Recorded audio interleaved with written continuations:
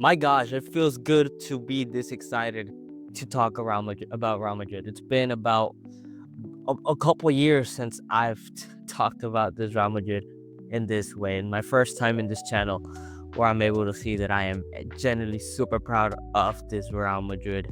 And I am, of course, talking about the performance that we gave yesterday against Salzburg in the Club World Cup. Now, although yesterday I got, you can hear it in my voice probably, I got a horrendous cold or allergies or something. And I felt like shit the whole time. But my gosh, that team gave me a smile yesterday. I mean, the type of football, it's a type of football that I hadn't seen Real Madrid play in about, 7 years since that 2017-2018 season or that I last saw Real Madrid that was generally good. And it was just only 45 minutes. But I mean, those 45 minutes are enough for me as of right now. As I said before in the previous videos, man, I wasn't expecting Real Madrid to be at 100% this quickly. Of course, I knew with how long we were with Carlo Ancelotti. Not only that, but before then, poor Zinedine Zidane. We won the league title with him, but we were still struggling with players. Then even before that time we had Solari, Lopetegui. It's been, as I said, about 8 years that we have not seen a Real Madrid with an identity that frightens teams. But those first 45 minutes, I want to believe that that's a foreshadowing of what we are going to see and what Xavi Alonso is trying to get out of these players for next season. Now, I've been talking about a lot about those first 45 minutes, so let's get into it, man. As I said, these first 45 minutes, they're generally the best Real Madrid that I have seen in, as I said, 8 years. Incredible football, incredible pressing, incredible from every single player on that team. Xavi Alonso said, it seems like we are getting better with each game that passes by. I mean, first it was Al Hilal. We played like Ancelotti ball. Then against Pachuca, one man down, kind of played a bit drawback, but we had a red card, but we didn't play horrendously bad. Then today, these first 45 minutes were absolutely impeccable. So how could this happen? I mean, first of all, Xavi Alonso, instead of going with a 4-back like he's been doing recently, which was with Raul and Dean Hoising as the only center back pairing, he decided to finally move on to a 3-back and try it out. Well, at the beginning, when he came, he talked about how he was going to adapt to the players that he had. So a lot of people already had an idea that he wasn't going to be playing with a 3-back out the get-go. He was going to try playing a 4-back. And clearly against Al Hilal, it really didn't seem like it was working. Maybe it was Raul Asensio. Maybe it was the fact that he's just not ready to play that. He doesn't know how to play that playing style and that formation yet. But this game, he went back to the 3-back. I'll go ahead and put a little graphic here to show you the team that Xavi Alonso put out for this game against Salzburg. And as we can see, it was a very interesting lineup. A 3-1-4-2 with Chouameni being that center back between Dinois and Rudiger. And interestingly enough, like we said last game, where Arda Güler was kind of playing more as a 6, as a DM, as a holding player rather than a center mid, he was once again deployed in that center defensive mid role, where in my opinion played incredibly well the first 45 minutes and even more half of the second half. I mean, this guy showed how incredible he is on the ball. But we'll talk about the players later. Let's keep talking about the formation. Then on the sides, of course, you had Trent and Fran Garcia, who they also played a great game. Then middle, of course, Valverde and Bellingham right there. And up top, Gonzalo Garcia, who I couldn't find his photo on this app, but I put Raul, the legendary Real Madrid striker, up top to represent them, because I mean, Gonzalo Garcia is on a different level this Club World Cup. And alongside him was, of course, Vinicius Jr., who also played an absolutely incredible game. So, all right, let's get into the players, man. Honestly, I don't have a single thing that I have to say that is completely negative and bashing towards any of the players that started this first 11. But I mean, Courtois always solid. Chouameni actually played quite well in that center back position because he might not like playing there, but he's not as exposed as he was when he was forced to play as the lone center back alongside somebody like Raul or Rudiger, where he was completely exposed. He has a world-class center back, in my opinion, in Rudiger, and another incredibly good defender, Dean Huijsen. That guy is an absolute beast, man. I mean, this guy he reminds me a lot of Bastoni. The way he carries the ball, the passes that he's able to make. This guy is incredible, man. And defensively, there's nothing you can say. He was our best defender of the night, even alongside somebody like Rudiger. Truly, we have a world-class center back already, and he is going to be starting each and every single game that he can this upcoming season. Now, moving on into the center of the field, let's go ahead and start with one of my favorite players of this game, Arda Güler, man.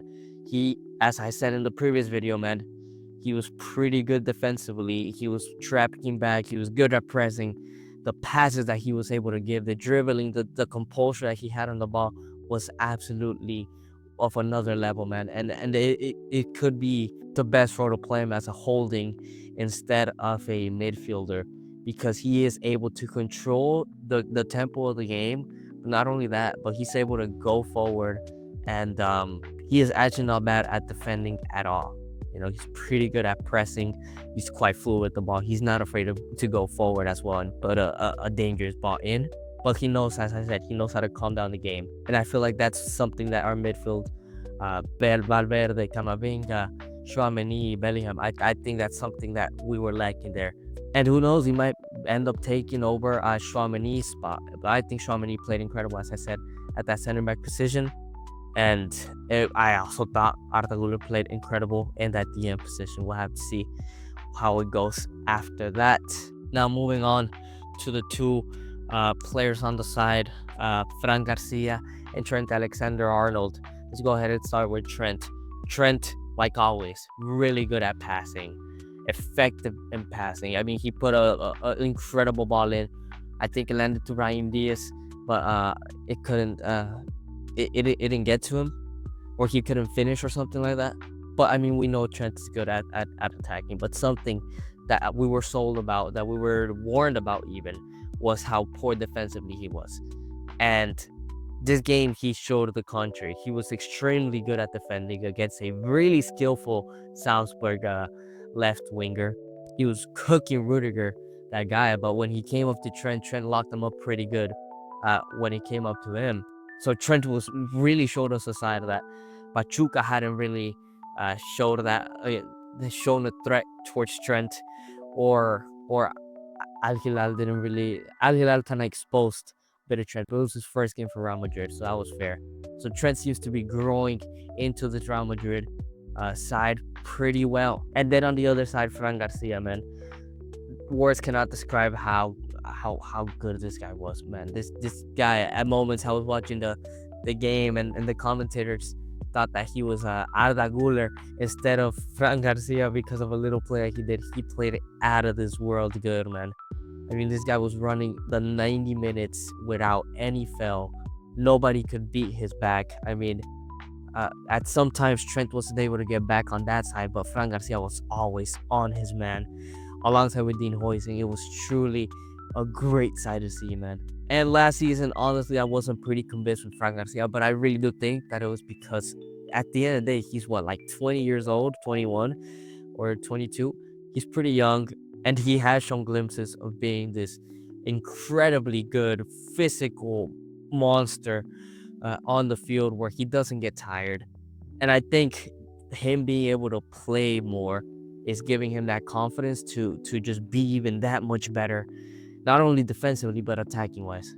Now, the two midfielders, which was Valverde and Jude Bellingham. Let's go ahead and start with Valverde. What can I say, man? Great game. That second goal that he was able to put that Benny was able to leave towards Valverde. He was able to get his goal. Defensively, he was incredibly solid. Not a single bad word that I could say about Valverde, man. This guy is truly a club legend. He's a workhorse, and there is in no instance that this guy should not be starting for the Real Madrid. And beside him was Jude Bellingham, who played absolutely incredible as well. Both of those guys, insane level of play. Jude Bellingham also, he showed how good he is at passing, because I've heard a lot of rhetoric about how Pedri is just crazy and all this, man, and a lot of even English people saying that he's not a passer, he doesn't pass the ball, or he's just a box crasher. And he really showed this game how good passing wise he is, man, and defensively. And this Jude Bellingham is tired and needs the surgery on his shoulder. Imagine when he gets that surgery later on in November. Goodness gracious, he is going to be a world beater. He puts that incredible ball miles out from Vinicius Jr. Perfect between a sea of defenders, and Vinicius Jr. Great finish by him. But that pass by Jude Bellingham was absolute cinema. Truly incredible performance by Bellingham as well. Then up top, we're going to go ahead and start with Vinicius Jr., who a lot of criticism has been levied by Real Madrid, by me, by everybody about how poor he's been for the last 6 months. And last game was the first time that you kind of saw a Vinny that played a decently good game. Now this game, he played an unreal game. He played a nearly perfect game. I mean, this guy was everywhere. He took on players. That first goal, as I said, that Bellingham's pass was picturesque, perfect. But he took on a defender and shoots with his left, pretty much outside of the box, and slots it in home. Beautiful finish by Vinicius Jr. And once again, the instead of making it about himself, about forcing the goal, when he had it, he instead gives that taquito, Gullit style, up onto Valverde so he can finish so comfortably. I mean, Vinny played an absolutely incredible game. Vintage, not nearly there, but nearly vintage Vinny. Incredible football that we saw from Vinicius Jr. Now, a tiny criticism that I will give towards Vinicius Jr. is that at times I did see him not tracking back and not pressing. And I'm hoping that Xavi Alonso can correct that, because once we have Mbappe once in the squad, we're going to need them to press. We're not, and if you have a player, if you tell Vinny, look, you're going to press, but you don't demand the same from Mbappe, or vice versa, you're going to see a bit of a squabble. And at the end of the day, both of them aren't going to press. So I believe Xavi is going to have to get both of them to press. But anyways, to finish off the lineup, Gonzalo Garcia.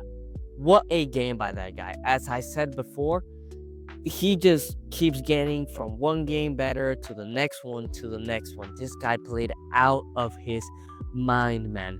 I mean, his Lincoln play is absolutely incredible, man. And he was winning damn near every single aerial duel that he was in. He was dragging defenders. He was distracting them. Incredible game by Gonzalo Garcia. And at the end, he was able to get himself that beautiful goal, where I believe it was a Bellingham pass. Actually, it was a Trent Alexander pass, who he then presses that defender. The defender loses the ball, and he just keeps on running and just chips the goalkeeper.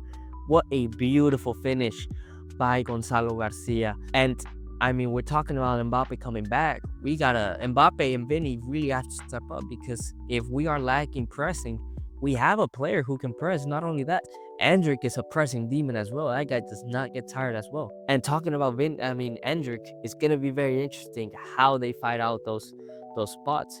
Will Xavi Alonso play Endrick as much as Gonzalo Garcia, or what is going to happen between those two? Or are we gonna see a rotation squad to where you see Gonzalo and Endrick starting instead of Mbappe and Vinny?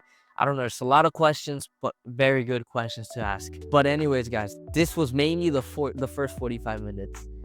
Now, the second 45 minutes, you could tell Ancelotti's ball is not out yet. I mean, we gave them the ball. We were winning, 2-0 at the time. We gave them the ball. We started dropping back. Every single time we had the ball, we counterattack. Yes, it's excited to counterattack. It's excited to see the players score, but our counterattacks were incredibly ineffective.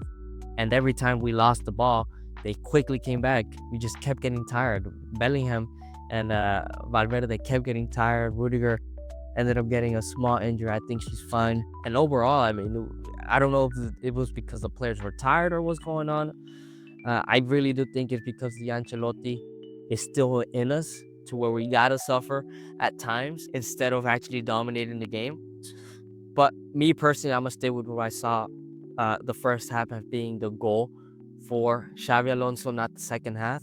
As I said, the second half, the players were tired. Out of the Guler at one point, he was no longer doing his defensive duties, and he wasn't even in the middle of the pitch. He was kind of all over the positions. He was kind of tired. They subbed him out, so we really did suffer in the second 45 minutes. Now, I am not gonna lie, we played absolutely incredible, but one small criticism to Xavi Alonso is if we're winning 3-0, go ahead and give some of the more youngsters a chance, give them a shot, see how they're doing. Because you saw Rodrigo come in, Ceballos come in, Brahim Diaz come in, and they're great players, right? But I would love to see, for example, he put in Jacobo Ramon. He played all right. He wasn't incredible, but he gave minutes to the youngster. But I mean, players like Ceballos, you know he's gonna be like your main guy coming out of the bench. So go ahead and give one of the youngsters a shot.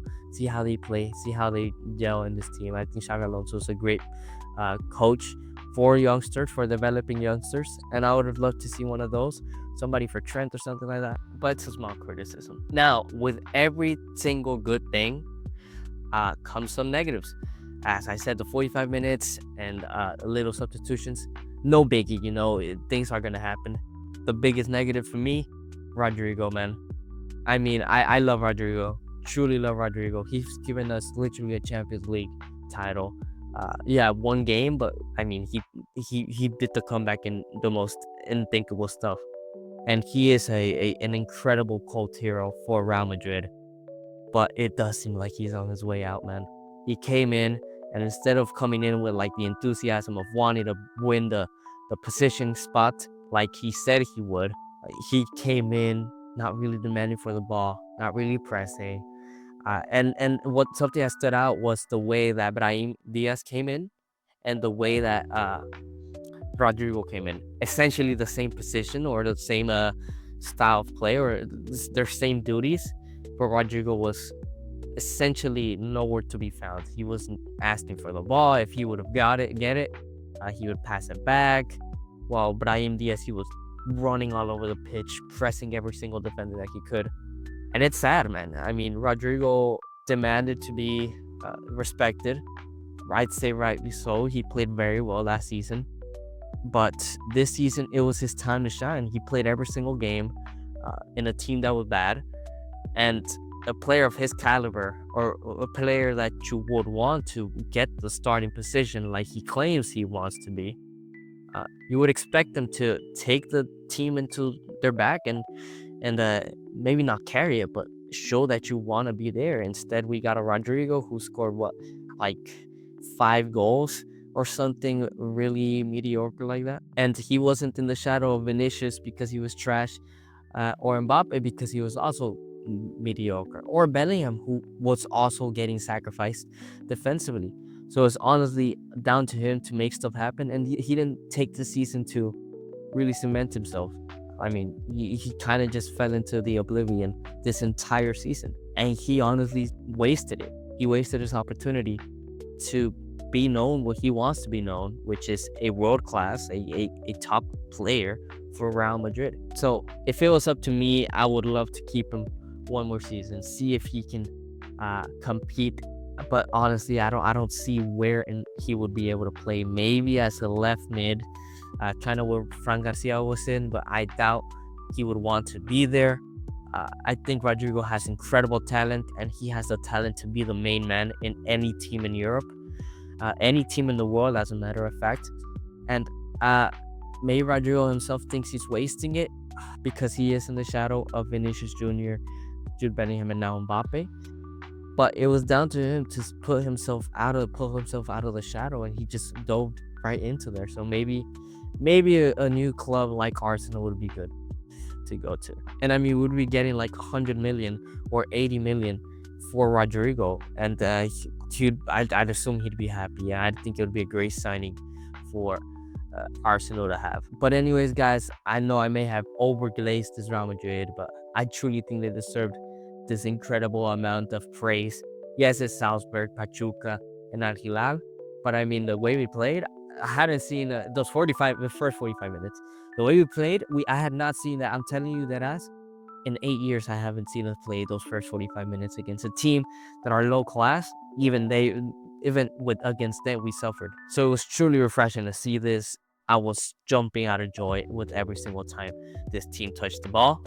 And now we're going to be facing Juventus in the round of 16. I'm going to be very excited for that, to actually see a team that's supposed to be more threatening. They got clapped up 5-2 against Manchester City, but you can never sleep on a team like Juventus. It's going to be a true trial of where we stand if we don't count Pachuca, Salzburg, and Al Hilal, who I think were great opponents. But Juventus is up next, and if we get out of that, anything after that's going to be even harder than the one before. So I hope you guys enjoyed it, and I'll see you guys on the next one.